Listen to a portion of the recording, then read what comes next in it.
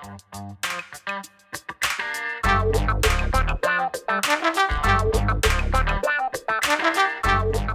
guys, Montel here, and thanks so much for tuning in today to this Let's Be Blunt with Montel. And I'm so excited about having a guest on today because I kind of got an introduction to this guest through another person, and that other person was Dr. Sue Sisley. A few weeks ago, I had the fortune of being able to be invited to be a keynote speaker at a small event in Honolulu that was sponsored by AMVETS, looking into garnering more support for cannabis and our veterans, especially our veterans who are suffering from PTSD. And I have an opportunity to meet with the local VA head who, was open to us putting together a program where they might be willing to pilot an initiative to take a look at some research being done by really one of the biggest and greatest researchers in the country when it comes to cannabis, and that's Dr. Sue Sisley.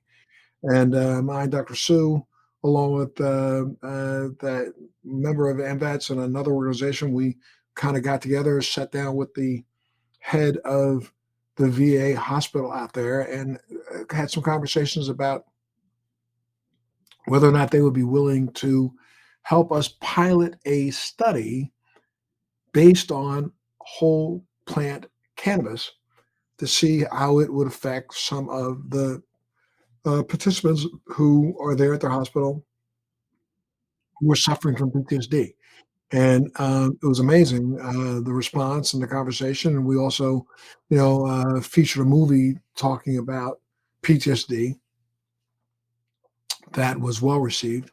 And, in those conversations with Dr. Sue, I was asking her, just how are you able to do something that no one else has really been able to do? And that is to get the FDA to step up to the plate and say, yes, we will not necessarily sponsor, but we will at least allow you to do a research project on full spectrum cannabis, cannabinoids, and not using the cannabis that's been grown at the University of Mississippi. And here's part of the problem. Therapeutic research on cannabis has been stymied for many years in the United States due to the fact that it is it's classified as a Schedule 1 drug by the DEA, meaning that it is considered to have high potential for abuse and no evidence for medical benefits. And the threshold needed to demonstrate evidence for medical benefits is so hard to reach because the research is restricted, created a vicious cycle that has been hard to break. And conversely, NIDA has spent plenty of money over the last last 20, 30, 40 years, researching the potential harms of cannabis, but not researching the potential benefits. And my guest today is a lawyer who has dedicated a good portion of his career to breaking this cycle in support of one of the most well-known researchers in cannabis in the country, and that's Dr. Sue Sisley. Matthew Zorn, welcome to Let's Be Blunt with Montel today, sir. Hi, Montel. It's a pleasure to be here. Absolutely. It's really a pleasure to have you, sir. And I guess what I'll do is start by giving some people, our viewers, a little bit of information about your background. I mean, where are you from? Where did you go to law school? And what did you plan to do when you graduated from law school? So I'm from the Washington, D.C. area. Grew up Montgomery County, Maryland. It's just north of the D.C. border. I'm a Baltimore boy. Yeah. All right. Well, Yep. Got a little rivalry going on right now. All right. So I grew up for 18 years, spent my entire childhood in one place, and then went to college down in Atlanta, spent 4 years there, and then went up to law school in New York City, Columbia Law School. I missed the cut of being a New Yorker. I spent like a little less than 7 years there, so I didn't quite make it. And I spent the beginning part of my career there working as a corporate lawyer, doing litigation. So I started off representing the banks, and honestly, it was great training. I started working there in 2012, so we were still dealing with some of the fallout from the 2008 financial crisis. And then I quickly moved over into patent litigation or intellectual property litigation. I actually liked it more because it was a little bit more morally neutral. When you're representing the banks and the financial crisis, there was a little bit of like, representing the big corporations against the little guy. And in my heart, I've always kind of wanted to represent the little guy, the underdog. It's not really fun representing the the powerful. It's not really much of a challenge. So then I got into patent litigation, which was a little bit more neutral. It was like corporations pissing on other corporations, and so it was at least a level playing field. But I wasn't in marijuana litigation, drug policy. I wasn't even doing pharmaceutical stuff. I was nowhere near the stuff. And what's kind of relevant to the story of what happened in New York was I had a personal experience. The person I was dating at the time was diagnosed with cancer and had chronic pain and was taking opiates, amounts of opiates that would kill just about anyone. Um, Bone cancer is extremely painful, and so and she passed away from the I'm cancer. sorry to hear that. Really, really sorry to hear that, my friend. Oh, thanks. So, and so I kind of moved. What I did was to move on. One of the things I did was I moved to Texas. And that's where I am now, and worked for a federal judge. I was still doing the patent litigation thing, but I bring this all up because the way I end up getting into this is through Dr. Sisley, um, and I'm happy to go into that and talk about that because Sue basically is the one who gets me in, and then Sure. Well, let's talk about it. Tell me how did you meet Dr. Sicily? How did that connection happen? And how did it go forward? so Sue's got an amazing story, and I'm not here to tell her story, but it's just kind of incredible the way that she was fighting through bureaucracy. She got fired from her job trying to study just whole plant cannabis to treat PTSD or frankly to treat anything. And she's basically caught up in this government bureaucracy. Her application, she had applied to grow her own marijuana. Sue is very much a do-it-yourself type of person, and when she tried the cannabis from the University of Mississippi. It was garbage, and so Hey, she let's said, just let's just tell a little detail on that because the cannabis in University of Mississippi, a lot of people in this country aren't aware of the fact that what is it, close to 50 something years now, the University of Mississippi has been growing cannabis for the federal government and dispensing it to started off with 21 patients. Now it's down, I think, 3 or 4 that are still survivors. And every single month, the University of Mississippi ships out a canister of cannabis to these people through the mail that comes in a nice little can that allows them to literally take their cannabis anywhere in the United States. Anywhere. They can carry it on an airplane. They can carry it, and they have a get out of jail free card that's been there since the beginning of this program. And why?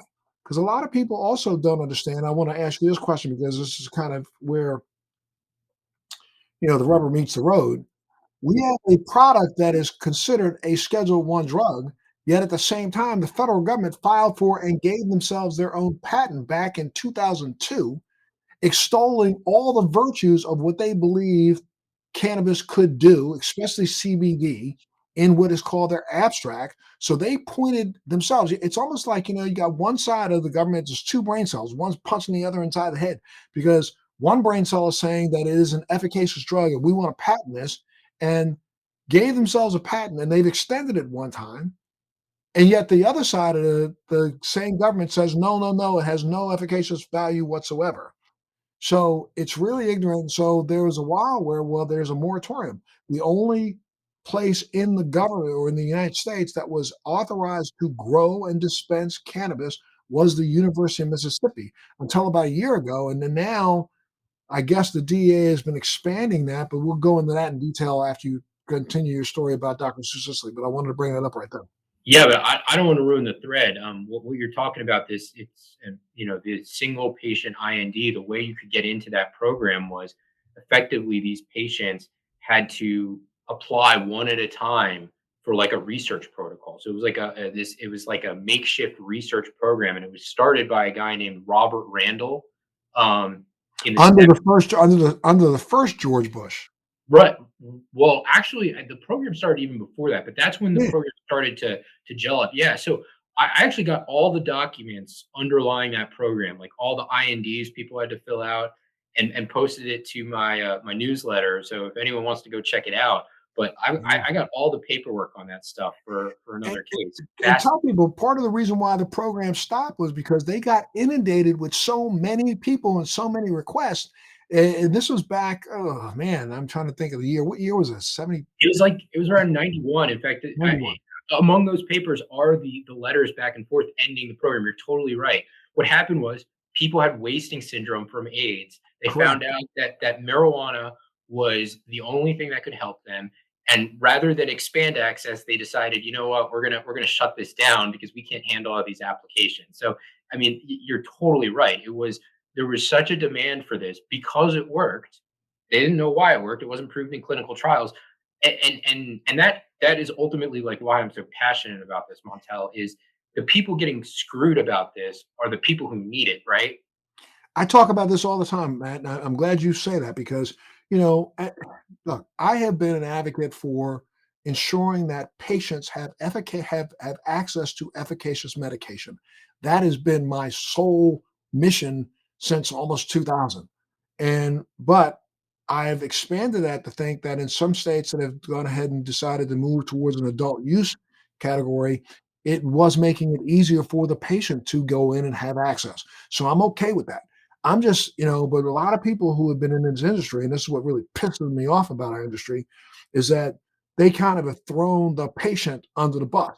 If you look back to 91 and 92, there were people being dragged out of their homes in Northern California, on gurneys, on IVs, just because they had one or two plants being grown in their backyard because they felt not only for HIV, but for a myriad of other illnesses, we were starting to prove the fact that cannabis had a significant impact.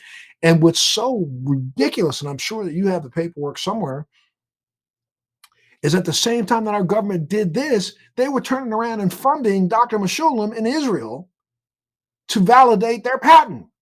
Yep. And even NIDA gave him their biggest award. I'm shocked when, we don't. That's one of the things that I also am pissed off about this industry with. And I'm sorry, I'm just using you as my sounding board, but I don't represent the industry, so no, go on. Yeah. but I mean, I'm pissed off at the industry because the industry doesn't do enough to educate the consumer and educate the masses. We do a cursory, brush over. Yeah, this was made illegal in 1937 by the Marijuana Tax Act.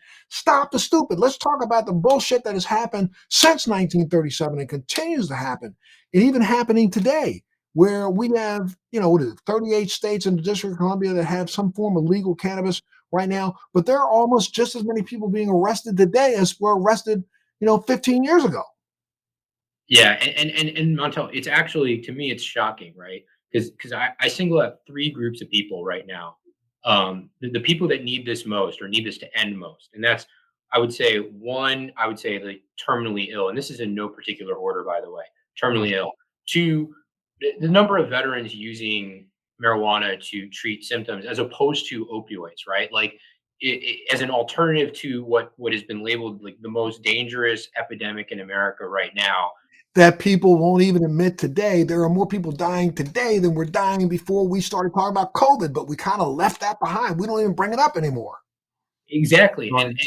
and I think cannabis is an alternative to the opioid epidemic. There's already research out there on that, so we don't need to tread all ground. And then the third is racism. Like it's still a war on black and brown people. It was in the '70s, and it has been.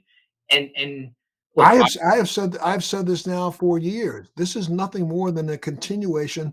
When slavery was overturned, this was used in 1937 as a re-enslavement tool. If we can't put them in chains in the field, let's put them in chains in buildings called jails.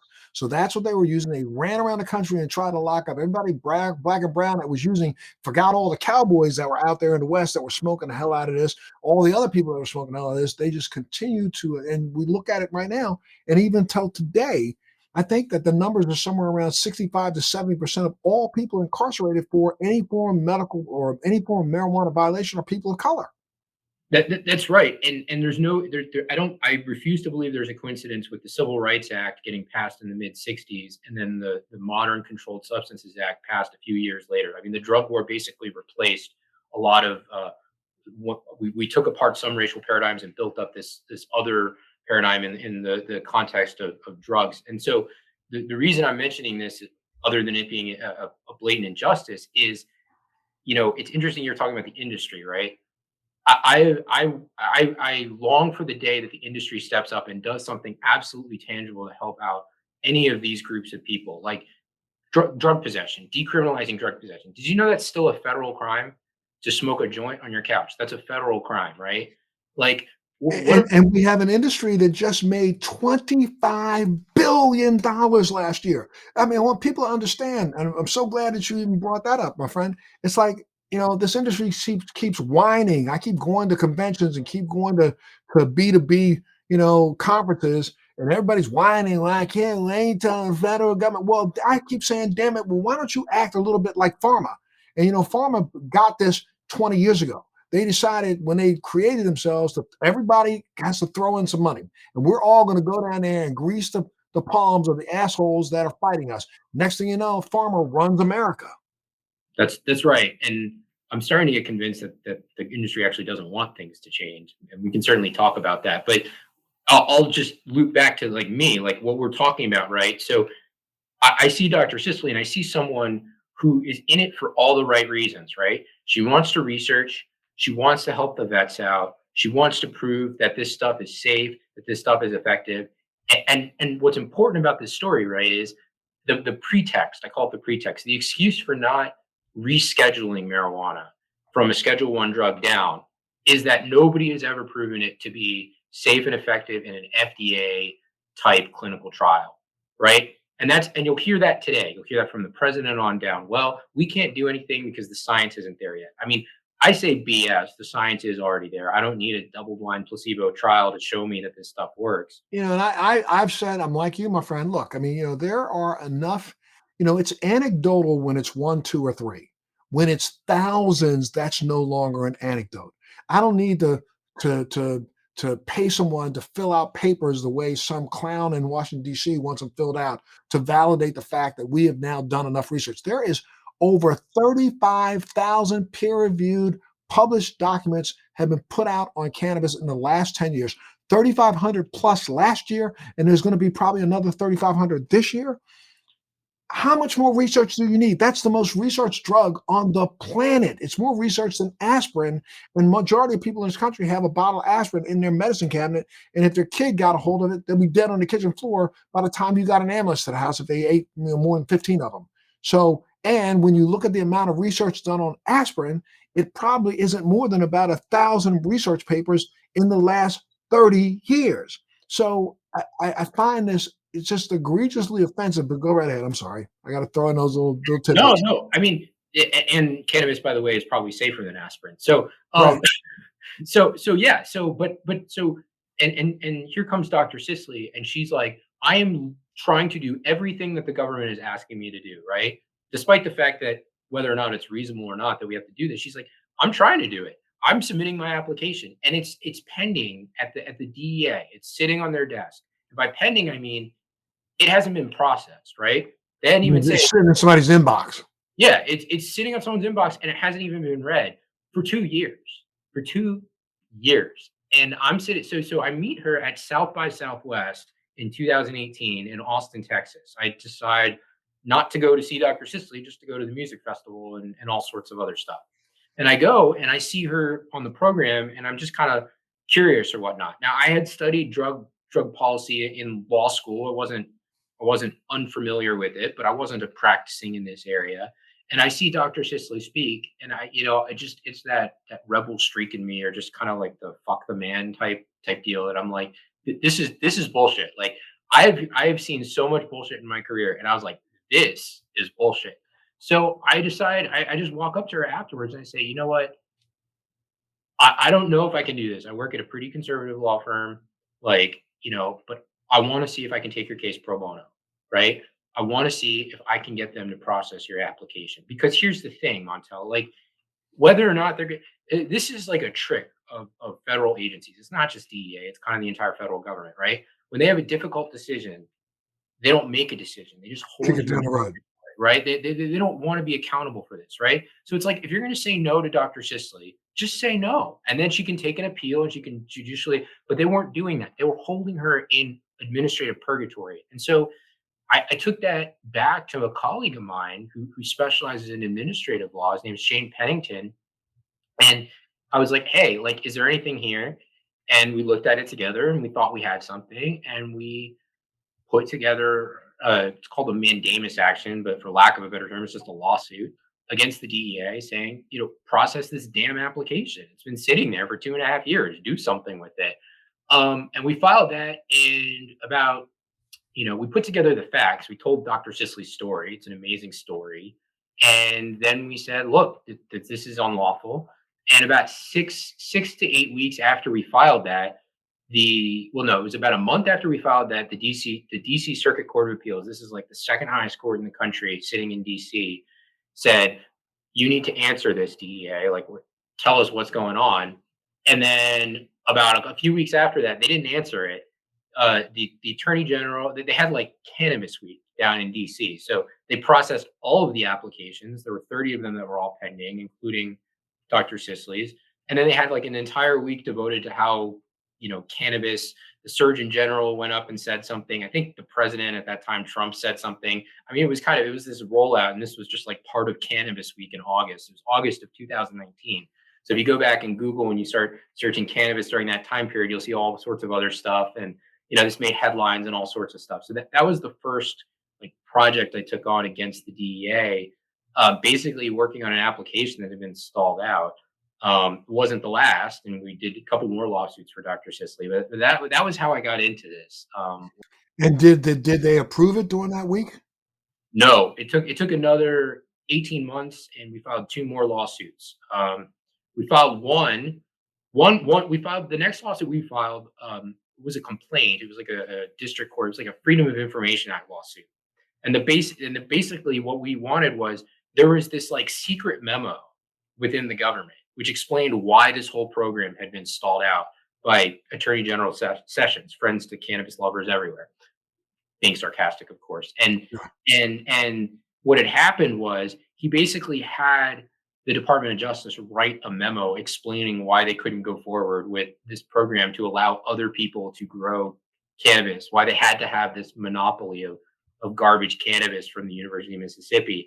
And we kind of guessed at its existence. Like we kind of like had this like puzzle piece of like trying to figure out, hey, what the hell was going on here? It's like the Higgs boson. You knew it existed, but you got to find it. Exactly. And we kind of were shooting a little bit off the hip in the dark a little bit, because we didn't have anything concretely that said, hey, there's this 20-page memo sitting at the Department of Justice explaining why this whole thing got shut down. But you also did see, Sessions on this marijuana didn't have any medical ability whatsoever. I remember. Yeah, so go ahead. That, but what the craziest thing was is, there were officials from DEA, including Sessions, who the Attorney General leads DEA. Like, Congress was like asking these folks, like, hey, what's going on with your candidate? Like, what's going on with this? Like, you had announced in 2016 that you were going to approve other people to grow, and you got all these applications. What are you doing with them? And there were a number of officials who testified to Congress of like that they were actually working through these. And this memo shows they weren't. The whole program was shut down. And so that was the craziest thing about it was, you had senators writing letters to DEA, and none of them could get any responses out of them. And honestly, Montel, look, there are a lot of things I would hang on DEA's shoulder. This wasn't one of them. This was Jeff Sessions. This was the Department of Justice. This was like the agency above DEA. They shut it all down. I've actually never really seen anything from DEA of recent memory which would suggest they are opposed to this particular program of like growing cannabis. Not in recent memory. Obviously, you go back far enough, and yeah, it's bad. But up to 2016 forward, this was really the Department of Justice. This was like Jeff Sessions shutting down this program. And so, Dr. Sisley, she's like the perfect plaintiff, right? She's out to just research this. She's got the best of intentions. She's not part of the industry, and she helped us take it all apart. There's a good article. It's on NBC News. It's called "One Doctor versus the DEA," and that kind of tells you some of the story here. It includes kind of the legal stuff and Dr. Sisley and really what this battle is all about. And if anyone wants to read up on it, that's what I would go look at. It'll tell you all you need to know. So now, jump start to today. She did finally get approved to be able to do this, right? Yeah, she's growing some pot, and some good stuff, like not Mississippi stuff. So she got approved in, was it the summer of, I want to say it was the summer of 2021.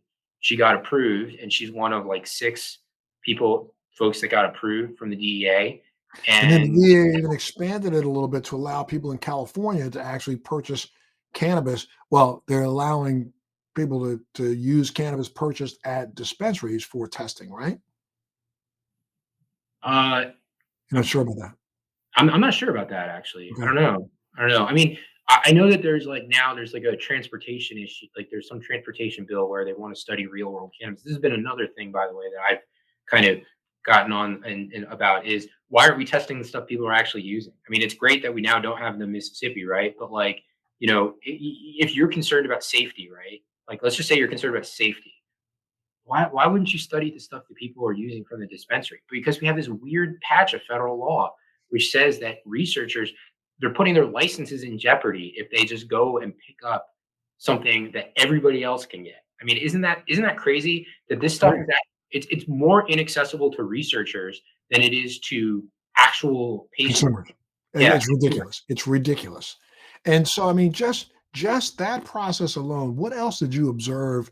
I mean, because this is really what's the Trojan horse behind what we believe to be this idea that the federal government is moving towards some sort of change in status and things, but I really don't believe they are in any way, shape, or form, especially this current administration that's going to lie to us again when they're up for re-election and say, we're going to do something about cannabis in the first 100 days, like they lied the last time because they just want to get the vote. Yeah, I mean, this is one thing about this administration that's been profoundly disappointing. And I actually went through collecting on YouTube. And the thing that's been disappointing for me the most, and I got into this because of patience, and I really think patients need to be first about all this, and we need to stop losing that. But a close second is what I said is the kind of the racist component to this, and that would be the easiest thing to do, right? A clemency of like letting people out. Nothing. And I couldn't count the number of times. There's this great clip in the presidential debates where Cory Booker like puts Joe Biden on the spot at one of the debates and says, like, what are you doing, man? Like the whole world has passed you by. And Joe Biden gets up there and he says, like, he is going to decriminalize this. He is going to let people out. What happened to that? I mean, Right. this is like low hanging fruit, right? We don't have to make this prescription medicine to let people out of non-violent offenders out of jail. Like and nothing has happened. And don't tell me that they can't do it. Don't tell they have other priorities like COVID and everything. I mean, tell that to the people in jail, right? Like But what's going even when it comes to COVID, I mean, it's really so ridiculous that there have been I don't I'm running out of time to read the number of articles out there right now that show clearly that cannabinoids have an impact on the SARS virus ability to, affect the spike protein, which is really gives the cannabinoids the ability to block the COVID virus from entering your cells. Now, if we did, I don't know what the hell they call it, warp speed, whatever it was, Project Warp Speed, and came up with all these bullshit vaccines that have not worked. Because honestly, I got double vaccinated, and right about a month and a half later, boom, I get hit with COVID. Really? Okay, now I'm quadruple valid, vaccinated, and though I'm starting to travel a little bit more now.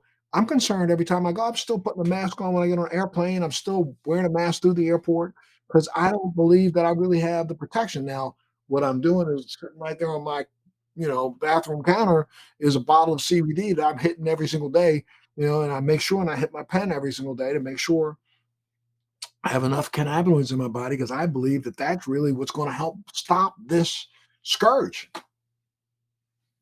Yeah, I mean, look, I'm not a scientist, so I don't know. Here's what I do know. I know a few things. I know there's an unbelievable amount of arrogance from the federal government that they think that they know what's best. And I don't know and you can say this across the board. And I think that's part of the problem driving this cannabis issue, right? Like you've got 38 states or whatever that have decided, you know what, we're going to make this medically available.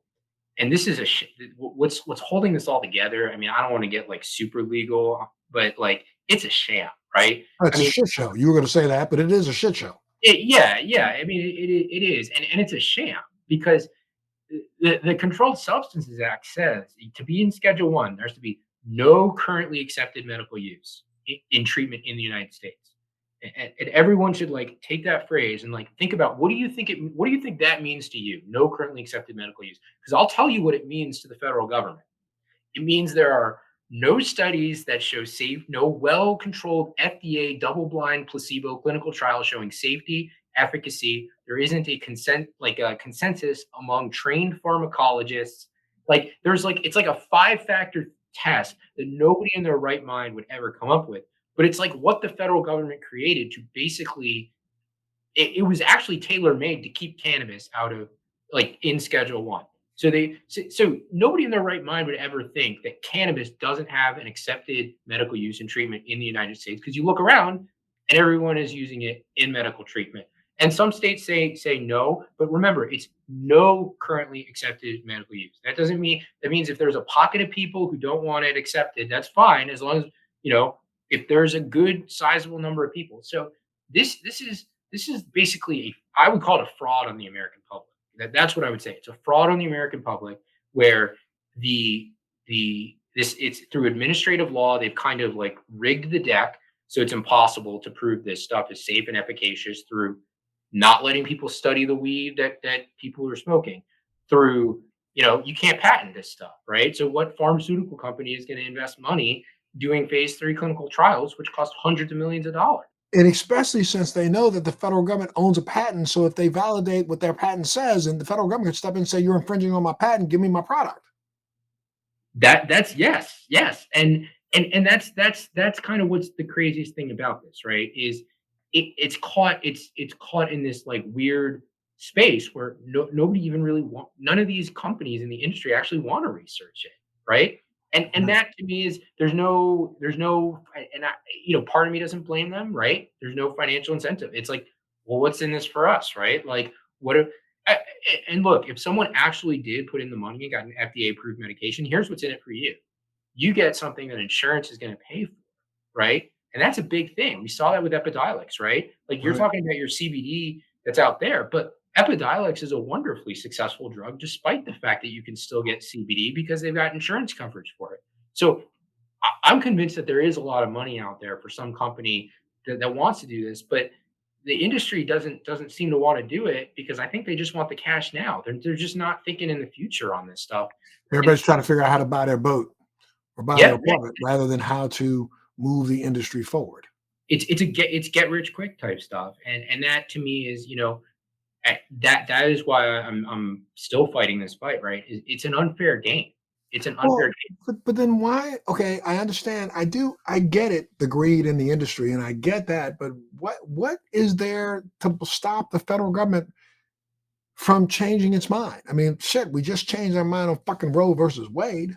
Excuse me, if we can change our mind on something that powerful, why can't we just say, "Oh, we screwed up. We should have allowed this," so okay, let's just move on. Let me have the tax dollars and move on. But I think it's like a lot of I think a lot of it is old habits die hard. I mean, you had like the people holding the levers of power today, right? Are people who grew up like there is the Nixon era, and that's when the war on drugs was launched. But there's this wonderful graph showing the amount of people imprisoned by the war on drugs, and you start with like the Nixon administration. Because and people don't understand how racist Richard Nixon really was, how many times he used the N-word in the White House, how many times he literally extolled and actually helped to promote, the disbursement of, crack in, communities of color. I mean, people we've not even begun to look at how racist that early war against drugs was. It had nothing we literally had a government that was allowing it to be brought into the United States, allowing it to be dispensed in cities so that they could increase the number of arrests and help feed the industrial prison complex. Well, and that's what I was going to get at because as bad as Nixon was and all that, and everything you just said is completely correct. You look at the amount of people in prison, and then all of a sudden, Nancy Reagan and the Reagan administration on the war on drugs just say no. It just spikes, right?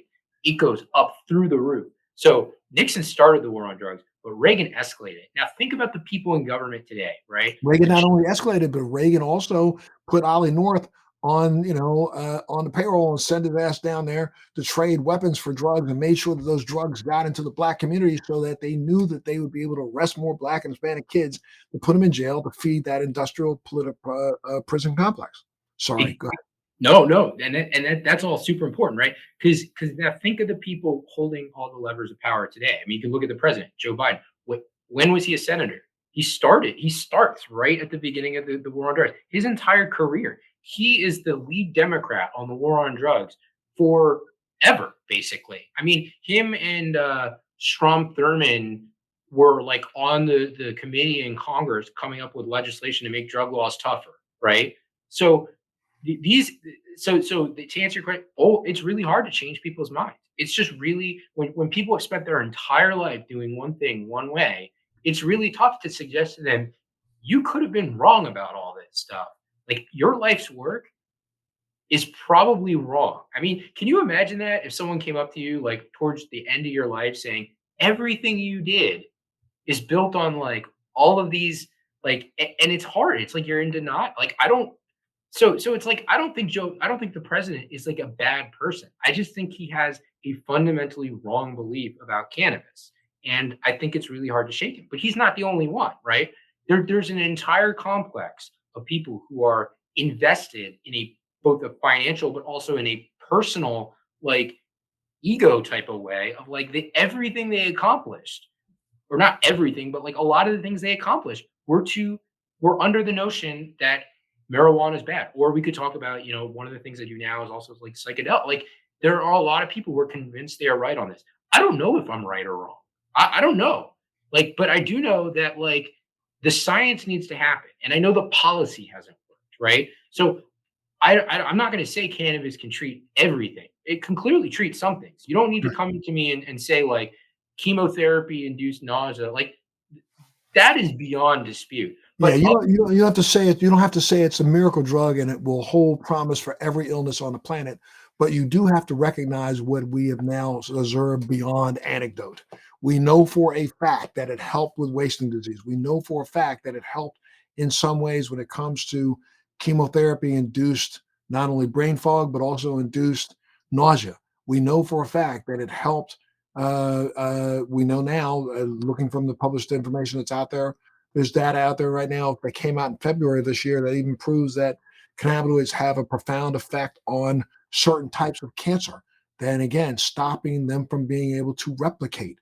And if in fact we continue to do the research, we're going to find that I think that when it comes to neurological disease, we're going to find that it has a really good efficacious effect in actually helping to promote recruitment of new brain cells and those kinds of things. So you're right. We don't have to pick one. We just have to say that we know that it works.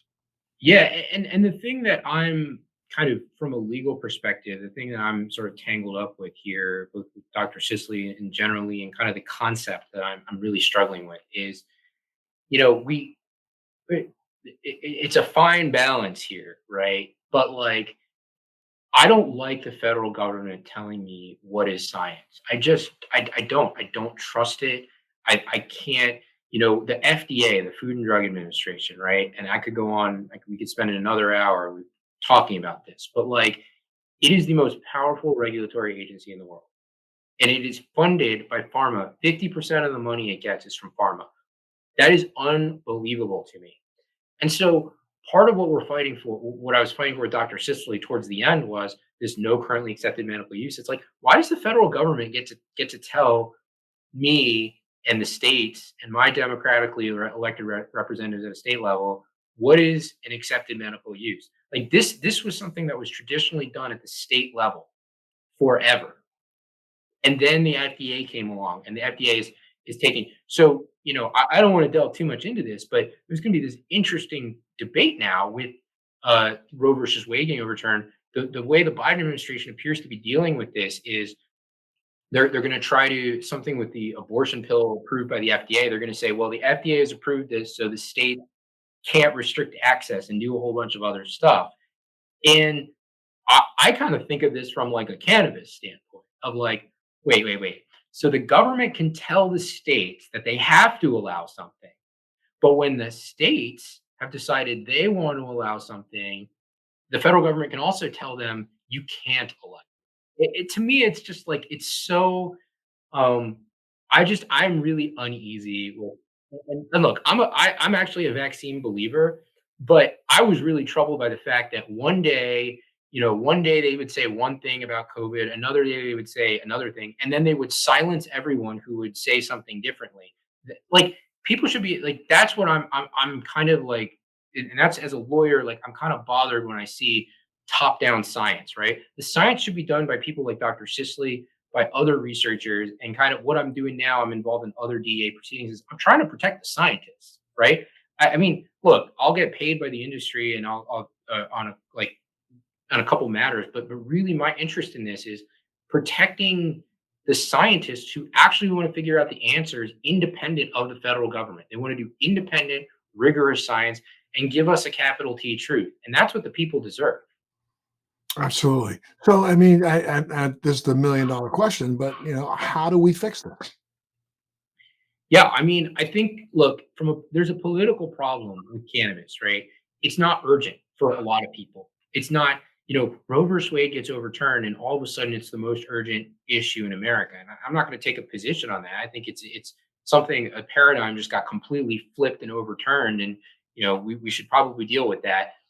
But why we need to ask ourselves, we need to figure out a way to make cannabis urgent, or like an urgent matter, like an issue that people vote on the ballot. This is something that I care about because we have an issue that medicinal cannabis, over 90% of adults in America, but it is not a voting issue, right? People aren't voting based on it. Like they won't say, I am not going to vote for you because you are not doing enough to help patients, to help vets, to end this silly war on racial, socioeconomic grounds. Like the moment people start to make their vote count in this department, that's when the politicians are going to do something. When they think that their job is in jeopardy because they're really not doing enough. I can work in the courts all day long, and I could tell you all about that. But let me tell you, federal judges, they're not getting. They're like I said, these are people that grew up as part of these paradigms. They're formal federal prosecutors, and so it's just kind of difficult to convince the courts to do something. It's going to have to be the people making it urgent for their elected representatives doing the kind of stuff that effective organizations do, right? I mean, I don't want to drone on with my answer here, but No. and it's kind of it's trite, but think of like someone like Thurgood Marshall and the NAACP and how they act. Like the culmination of that is the Rights Act of 1965. But Thurgood Marshall spent almost 30 years getting to that point, right? Of filing lawsuits showing how unjust the system is, right? And bringing it to the doorstep of people, showing like you can't like there were a ton of lawsuits he filed. He took like 14 or something up to the Supreme Court. And then there are all the other lawsuits nobody ever talks about. That's what I mean by creating urgency, right? Like we have to like pound the pavement and make this an issue, whether it's in the media, whether like what you're doing here. And we have to be focused on the message, right? And I've always thought the message are the scientists, the patients, the the racist, but the racism like honestly, like the rec market, like I support it because it helps, like you said, like it helps people get access to if it's helping people get access to medicine on. But at the end of the day, like the industry isn't like it's going to be has to be someone other than the industry. Like, the industry is not doing this. They say they care, but look, actions speak louder than words. What are they actually doing today?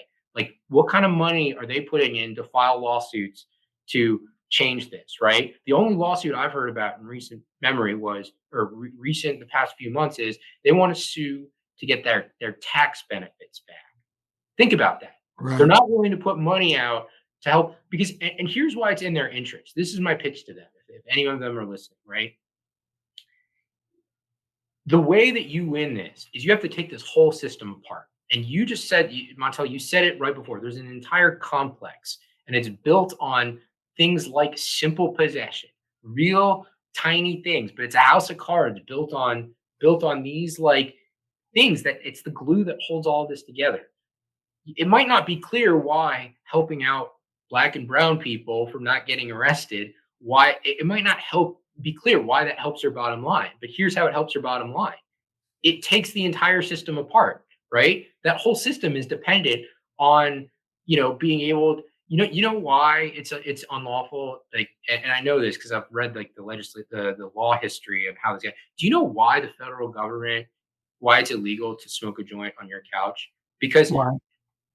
because they wanted to have they were finding it difficult to arrest people higher up on the drug dealing chain, so they needed something to get someone at the very bottom to flip on the person up top. So they created a crime called possession because it was really easy to prove. All you had to do was show, hey, this person's got a drug on them.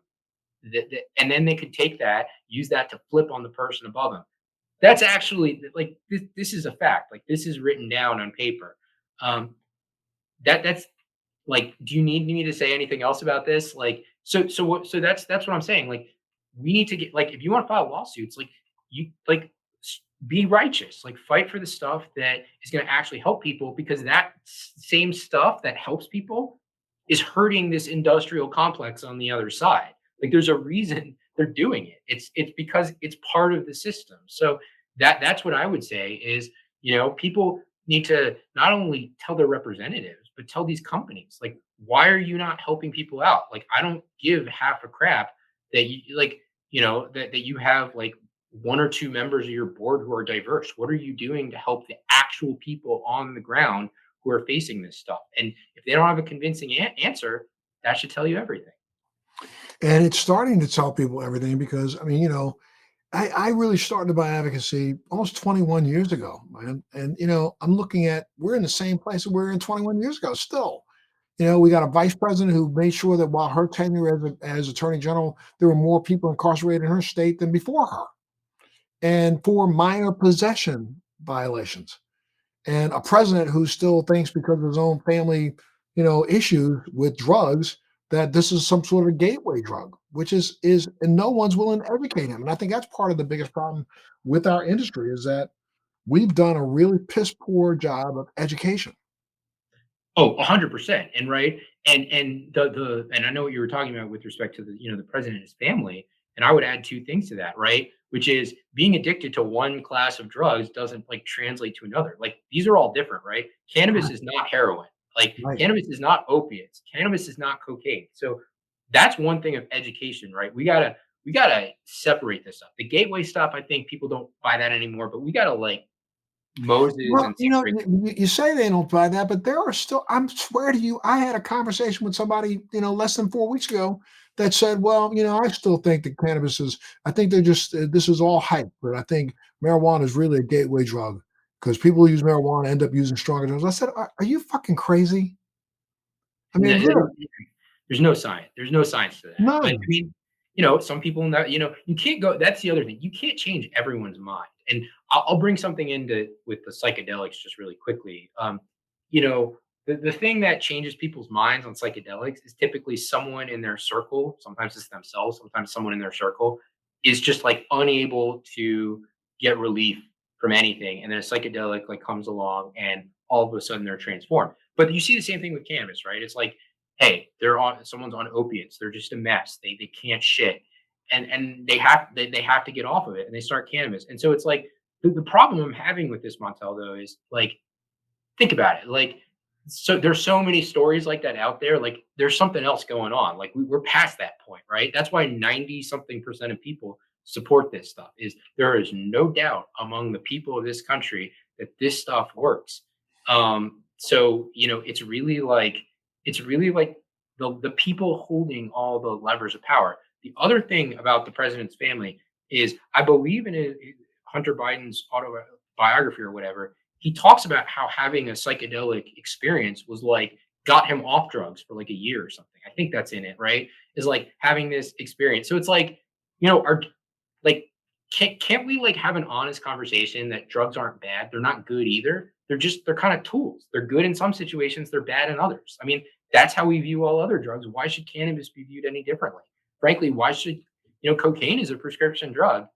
Right. Appears to be People, good. people, don't, people don't even know that it's not a Schedule One drug. Cocaine is not a Schedule One drug, right? It's Schedule Two. Schedule two, nor is meth. Yeah, PCP, by the way, is a Schedule two drug and has no acceptance, has no medical use. It's like correct. so it's like first of all, cannabis doesn't have to be in Schedule 1. You could just put it in Schedule 2, allowing some people to do some research on it. But yeah, cocaine, meth, these are Schedule 2 drugs. Morphine, morphine is a useful drug in the hospital. It's also way more dangerous than cannabis. So, you know, I don't hold out hope that we're going to change our drug regulation system because it's all completely ass backwards. But you know, we need to I actually don't have any answers. I mean, what I do is I sue the government. I sue them. I sue them because they are getting in the way of science. I sue them when they get in the way of, I have one case where the DEA, I kid you not, like I have a client who's a terminally ill patient who wants access to psilocybin under right to try laws. And we wrote to the DEA and asked them, hey, can we get access to this under the right to try laws? And they sent this really kind of vague letter saying, well, we don't have authority to do it. We went to the Court of Appeals. We asked the court, we said, okay, tell them that they do have the authority to do this. And we got dismissed for technical jurisdiction reasons. And so we tried to fix, the court identified a bunch of problems and we tried to fix that. And we filed this petition to the DEA that was a clear petition saying, we want you to say yes, or we want you to say no. And what did the DEA do? They sent us a letter back saying our decision hadn't changed from the last time that you went up to the court. So they argued to the court that they didn't make a decision to get the whole thing dismissed. And then when we actually wrote up something, so this is, and again, my clients are dying. We can't even get the courtesy of a yes or a no out of our government. And I mean, it's kind of cowardly, right? Just say yes or no. But do you think by making the public more aware of this, that might start to change some minds? Yeah, I mean, I think it'll change some minds. I don't know. I mean, I think the problem is a lot of people are under the impression that there is a just and fair process to all of this, that it is that there are good reasons for marijuana being in Schedule 1, or that it's honestly, I'm not sure it's all DEA's fault. This problem is bigger than DEA. It's this entire complex. And I just think people are laboring under, at least in government, are laboring under the impression that there's actually a process that is reliable, that is based on science, and it's not. It's kind of just based on people don't want to change. They don't want the status quo to change. So I mean, again, I hate to go back to sort of the Thurgood Marshall or the Ruth Bader Ginsburg. You can choose her too, but how do you get people to change things? You have to create a sense of urgency. People need to think that things are going to blow up, right? People aren't going to do anything unless you actually are threatening to them, right? And I just don't see anyone in the cannabis industry doing anything to actually threaten the federal government, to threaten their way of life. So you have to think creatively, right? You know, think of ways that if you were to actually win a lawsuit, for example, think of that, right? That it would actually disturb their way of life, right? It would be like me threatening to take away your phone or something. I don't know if you use your phone a lot, but Sure. just because I want to get your attention, right? We don't even have their attention right now. So you Right. have to threaten to do something that's going to put you in the room. Because here's what I know. I know that the Biden administration, they don't have anyone in the White House who's focused on cannabis policy, right? See, our first step means to be, how do you get someone in that room to even just talk about cannabis policy? And you have to get their attention. And it is my belief that the way you do that is sometimes by you have to be a little bit threatened. They have to be afraid of you. It's what was it, Machiavelli or someone is like, I want to be feared, Right. not loved. Right. And nobody fears us. Nobody fears this industry. Well, Nobody. especially as they've seen the way the industry performs itself, and the way the industry projects itself, because it does look like just a bunch of thugs trying to make money, It's trying dysfunction. to put money in. It's dysfunctional. I mean, I'm not a huge big pharma fan. I'll defend them when I think they deserve defending. I think they catch a lot of unfair shit.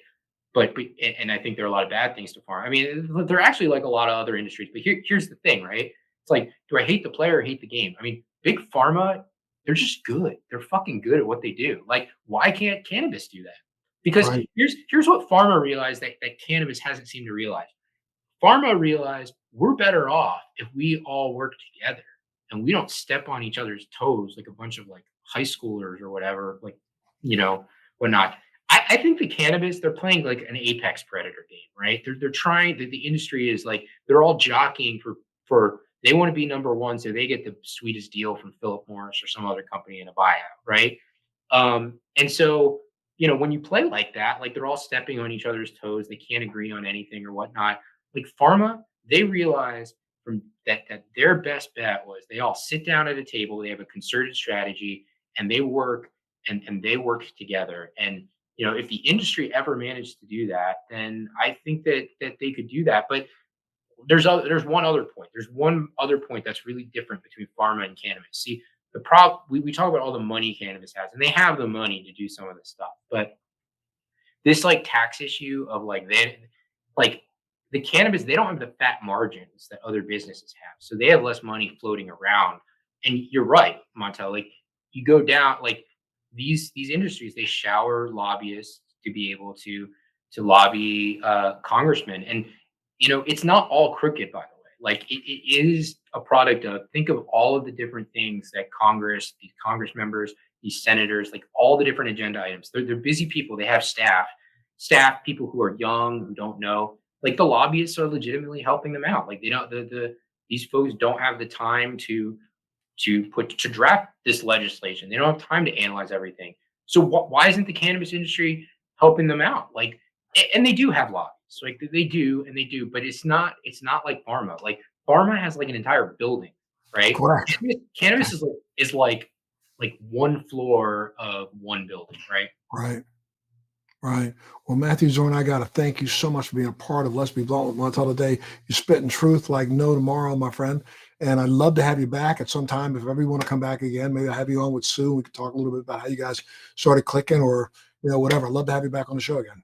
Yeah, for sure. I mean, this was great. I love being able to freewheel a little bit. Absolutely, my friend. And it's good for the industry to hear this, not from just me screaming. I've been screaming the same thing you're saying. I've been screaming at this at the top of my lungs at every convention I go to. Stop the fighting. Why are we so so bent up on making sure that you get a yacht tomorrow? The yacht's going to come. There's more money in this industry than you could ever imagine. We haven't even, reached the level of the Wright brothers pushing that wooden plane down a hill. And there's still jets to come. There are still 30,000 feet to come. So let's start looking toward the 30,000 feet rather than trying to push a wooden plane down a hill at a beach. Yeah, that's right. And I guess my final point is like I'm rooting for this industry. Like I want this industry to succeed. I'm just kind of shouting into a void here where I'm trying to basically say it happens to be that doing the right thing here might actually make you more money in like the long run. Like just going out and doing the right thing, actually supporting scientists, supporting those people, because I think that's more threatening to the system and is going to grab their attention more than squabbling over dollars and cents. Absolutely. I'm working with Reggie Noble, Redman, who founded the NCP, the National Cannabis Party. Have you heard anything about that? No, I haven't. I got to get you some information about it because at least, Redman has been really out there in the front trying his best. It finally got a federally sanctioned party. It's the NCP, National Cannabis Party, that is now trying to form, branches in every state across the country. And I think if in fact we can do what we're set about doing, and that is trying to get this industry to come together, I think that might make a little difference. And I really want that to happen. I think everyone benefits the moment we all come together. Absolutely, sir. Well, look, I want to thank you again for being a part of the show. If anybody wanted to get more information, why don't you give out all of your stats? Where did they go? What's your email and all that kind of stuff? So I'm a partner at a firm called Yetter Coleman. You can Google my name and Yetter Coleman, and you'll get my firm bio. I also write on drug policy and drug regulation on a site called On Drugs. It's ondrugs.substack.com. So Google On Drugs in my name, and you'll get that. And that's where, if you ever want to look at all what Montel was talking about with all the documents on folks that were part of the federal government sanctioned marijuana program, you can get it all there. I got them all. Okay, great, sir. Thank you so much for being a part of the show. And maybe that's where I'll end though. But I mean, how does the federal government get away with the hypocrisy of coming out of their own mouth? A bunch of convoluted, opaque legal doctrines that only well educated lawyers can untangle is the answer. Got it. Got it, my friend. Well, thank you so much again for being a part of Let's Be Blunt with Montel today, and thank you for tuning in. Make sure you catch the full 1 hour with Matthew Zorn. Thanks for joining me on Let's Be Blunt with Montel. Please make sure you're subscribed and hit the bell to be notified when new episodes post each week. We'd love to hear your feedback also, so please send us your comments.